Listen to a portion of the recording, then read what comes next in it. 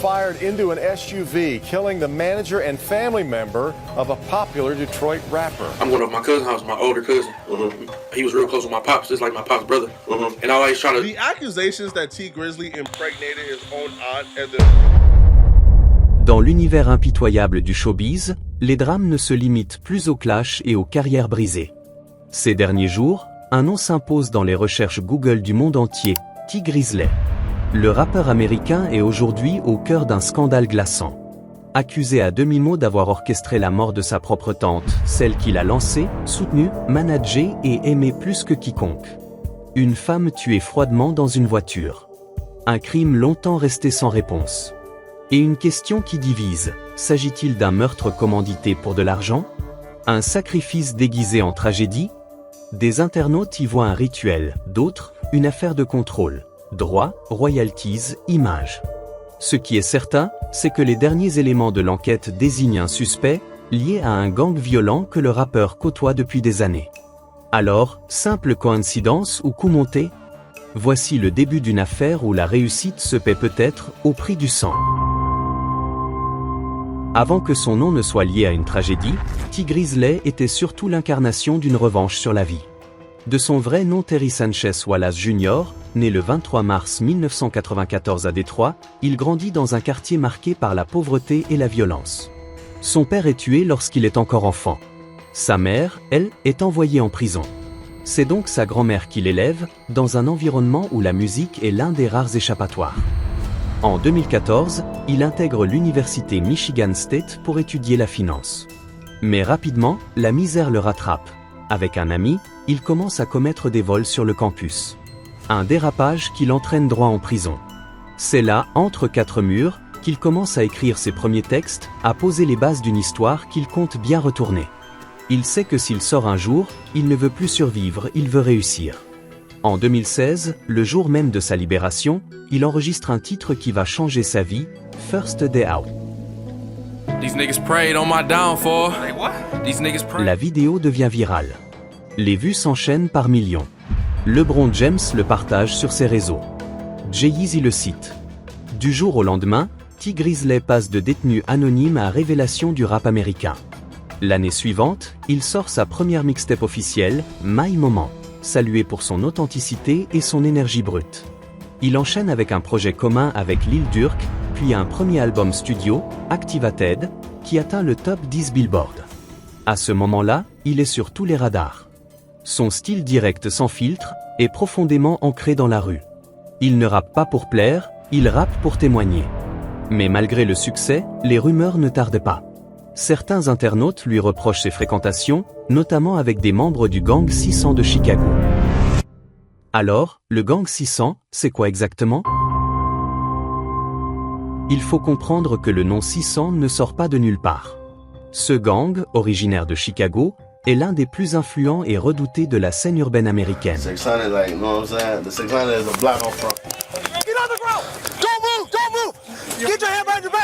Né dans les années 2010, au cœur du quartier de Washington Park, le 600 est affilié au Black Disciple, une puissante organisation criminelle.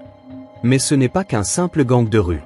Le 600 a aussi fait son entrée dans l'industrie du rap en s'imposant au sein du courant drill, ce style de musique sombre, violent et ultra-réaliste qui dépeint le quotidien de la rue. Certains rappeurs comme La Capone, Rondon Banine, Edé ou encore 600 Breezy sont tous passés par ce bloc. Pour eux, le micro était un moyen de raconter ce que les autres préféraient taire, les armes, les trahisons, les morts. Mais derrière la musique, il y a la rue. Et derrière la rue, les comptes à régler. On le surnomme même 600 Grizzly dans certains forums. Pour ses détracteurs, son ascension fulgurante ne peut pas être si pure. Dans sa ville natale, Détroit, on l'accuse de s'être éloigné, d'avoir changé de camp. Sur Reddit, des messages circulent, insinuant qu'il serait trop proche du gang, trop vite intégré à un monde plus dangereux que la musique elle-même. Mais rien ne laissait présager ce qui allait suivre. 20 août 2019. Une journée comme les autres à Détroit, en apparence. T. Grizzly est à bord d'un Cadillac Escalade noir. Avec lui, son chauffeur, et sa tante, Joanna Brown, celle que tout le monde appelle JB. Il roule tranquillement jusqu'à un quartier résidentiel. Grizzly descend de la voiture, entre dans une maison. JB, elle, reste seule à l'intérieur du véhicule. Quelques minutes plus tard, un homme s'approche. Pas un mot. Pas un cri. Il tire. À plusieurs reprises. JB est atteinte de balles multiples. Transportée à l'hôpital dans un état critique, elle succombe à ses blessures. Elle avait 41 ans. Le tireur s'enfuit. Aucun suspect n'est identifié. T. Grizzly affirme que le coup était destiné à lui, pas à sa tante. Mais pour comprendre l'onde de choc, il faut savoir qui était vraiment JB. Joanna Brown, c'était bien plus qu'une tante. C'était la première croyante dans le talent de T. Grizzly. Elle avait abandonné son travail, investi ses propres économies, et pris tous les risques pour lancer la carrière de son neveu. Elle n'était pas seulement présente dans l'ombre. Elle était sa manageuse, sa conseillère, et actionnaire de son entreprise musicale. Elle croyait en lui quand personne d'autre ne le faisait. Quelques semaines plus tard après ce drame, le jeune rappeur T. Grizzly sort un morceau hommage. Le titre est Statiste, le deuxième prénom de sa tante. Le texte est fort. Poignant. Il parle de douleur, de manque, mais aussi de vengeance. Il y affirme qu'il veut retrouver le tueur, coûte que coûte. Il va même jusqu'à offrir une récompense d'1 million de dollars pour toute information menant à l'assassin. Et puis, pendant longtemps, plus rien. Pas de suspect. Pas de piste officielle. Jusqu'à ce jour, presque 6 ans plus tard. Un nom surgit, Wu 600, aussi appelé Wu-Ting. Membre actif de la 600, un gang redouté de Chicago, associé à la drill, à la rue, et à des figures comme Lil Durk ou Bua 600. Mais cette fois, ce ne sont pas des rumeurs. Il y a des preuves concrètes. Wu 600 a été localisé à proximité du véhicule volé, utilisé pendant le meurtre. Il était en possession d'une arme du même calibre que celle utilisée contre JB. Et surtout, les données téléphoniques révèlent qu'il était déjà sur les lieux 2 heures avant l'attaque. Le rappeur T. Grizzly est actuellement dans la tourmente. L'opinion publique le soupçonne d'être impliqué dans la mort de sa propre tante, Joanna Brown, survenue en 2019. Pendant des années, cette affaire a été considérée comme une tentative de meurtre qui visait le rappeur lui-même, mais de nouveaux éléments relancent l'enquête et remettent T. Grizzly au centre des soupçons. Le suspect numéro 1 est arrêté. Il est un membre actif du gang 600, déjà connu pour des antécédents violents. C'est là que les choses deviennent plus floues et plus troublantes. Selon plusieurs internautes, Wu 600 ne se serait jamais approché de JB sans une commande venue d'en haut. Qui aurait pu lui donner cet ordre? Et surtout, pourquoi? Après la mort brutale de JB, les réseaux se sont enflammés. Très vite, les commentaires les plus sombres ont commencé à émerger. Et parmi eux, une théorie en particulier a glacé les internautes.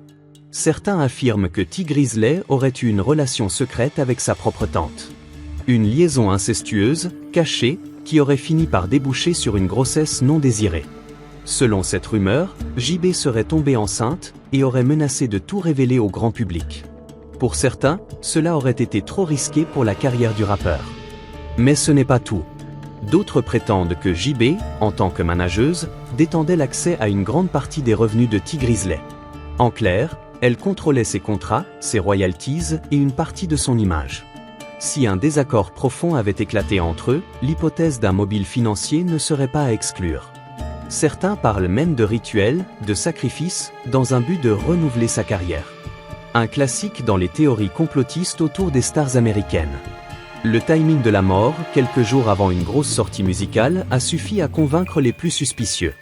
Et quand des images de Wu 600, arrêté avec une arme dans le coffre, ont circulé, pour eux, tout s'est éclairé. Ils y ont vu un coup prémédité, orchestré dans l'ombre, avec un tueur recruté dans les ruelles de Chicago.